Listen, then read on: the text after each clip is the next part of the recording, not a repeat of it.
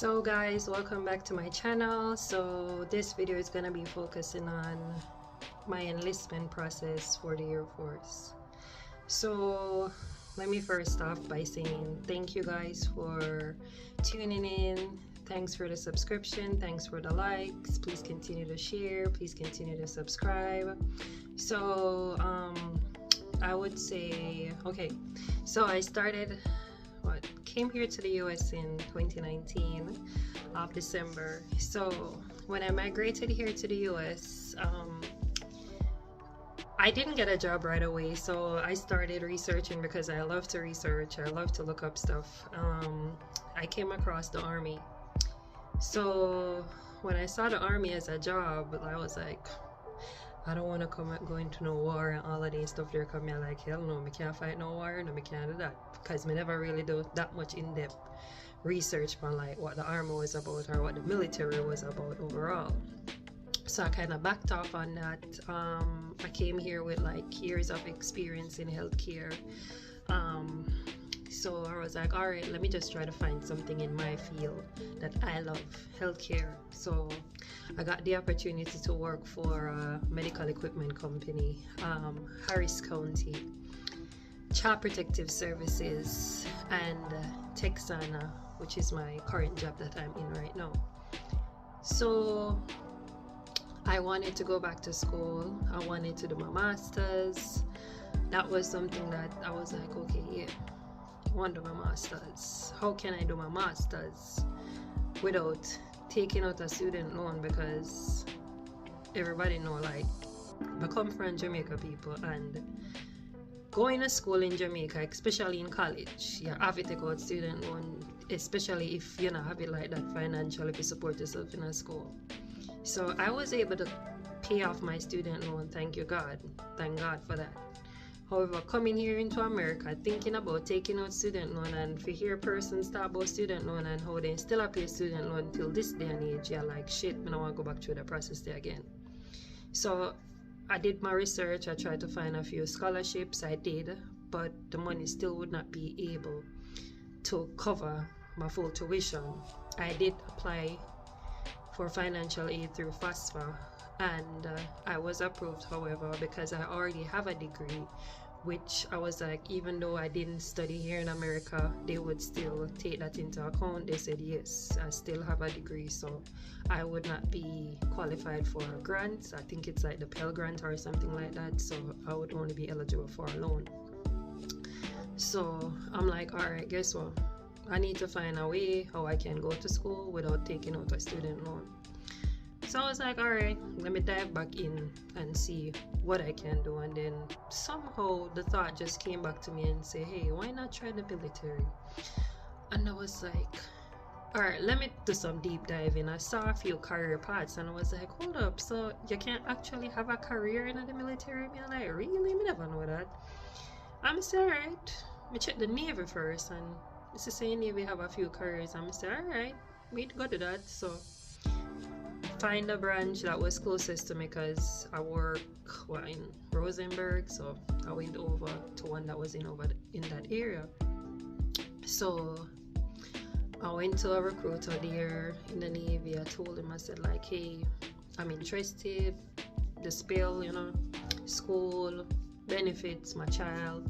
It was like, okay, I'm gonna have you do a practice exam. I did my practice exam and was gonna start my process, and I was like, okay.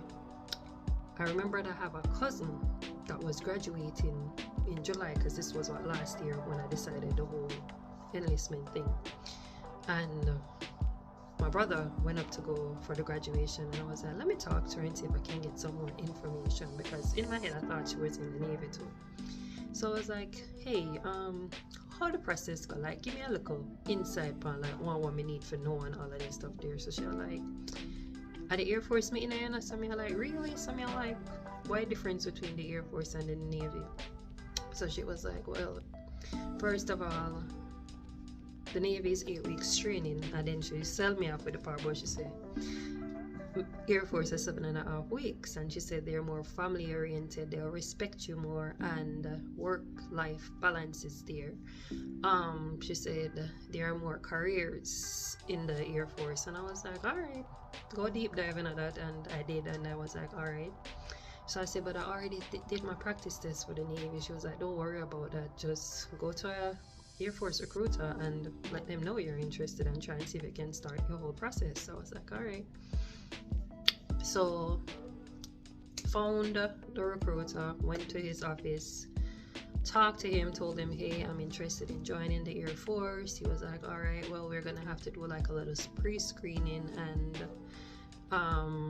I sat with him, I talked with him, told him like, hey, the reason for me wanting to join the military, school, the benefits, as well as for my daughter, and I wanting like eventually to have somewhere for myself to live. So I told him I'm an immigrant, because I didn't really know if that would be a problem, but no, if you are a green card holder, you can join the military as well as a citizen. The only thing about it is that as a green card holder, there are going to be certain careers that you are not qualified for as a green card holder that a citizen would have. So yes, when you go do your physical at MEPS, you may qualify physically, but as a green card holder, there may be jobs that you would want to do that you're not eligible to do. I can post a link down in my bio of the jobs that you can be eligible for as a green card holder versus a citizen. And other persons would say to me, why didn't you go in as an officer?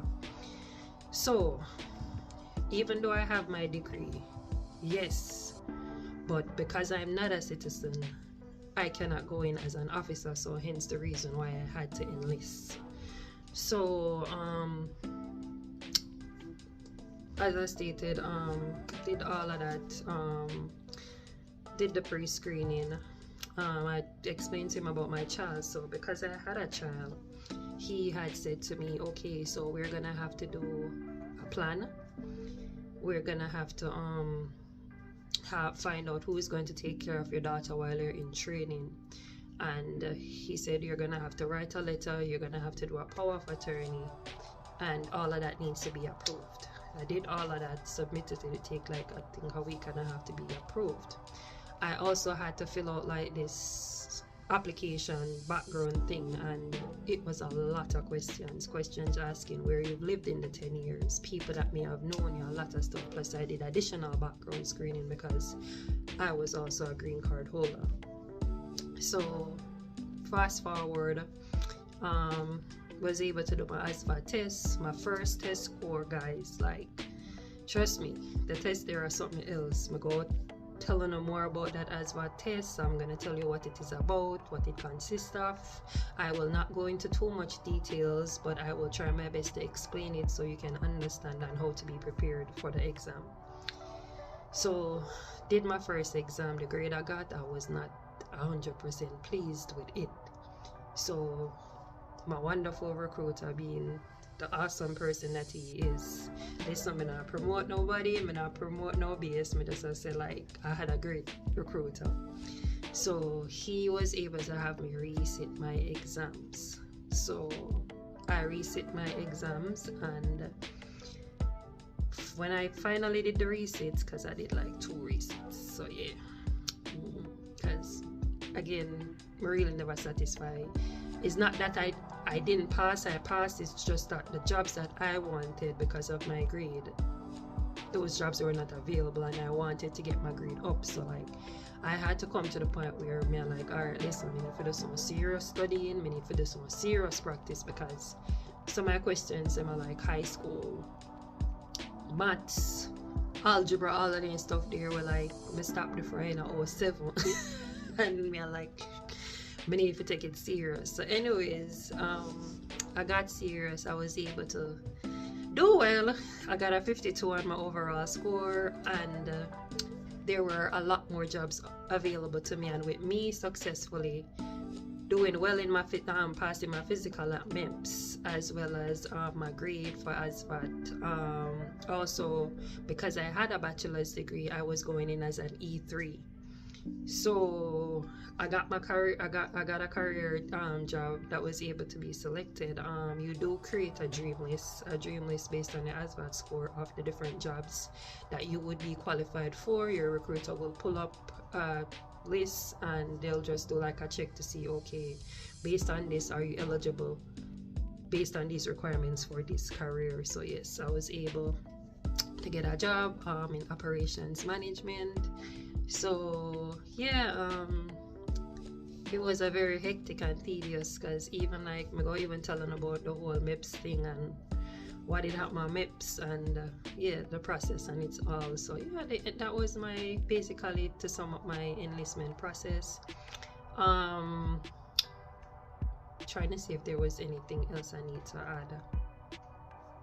But yeah, but typically that was my process for me, getting everything done. I recently just did my 45 days briefing with my recruiter. It was just a pre-screening of just checking to make sure there has not been any changes, I'm not pregnant and all that stuff there. So yeah, make sure your financial affairs are together in order, you don't have anything outstanding, no garnishing, and if you do, make sure everything is being taken care of, because it all has to be cleared and up to date before you are shipped off.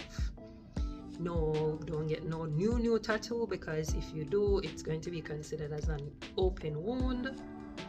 I have been exercising. I have been trying to keep myself fit and ready for BMT. So I am doing what I need to do to keep myself together. My checklist, there are apps that I can suggest that guys you can download. It's called the AIM-I app.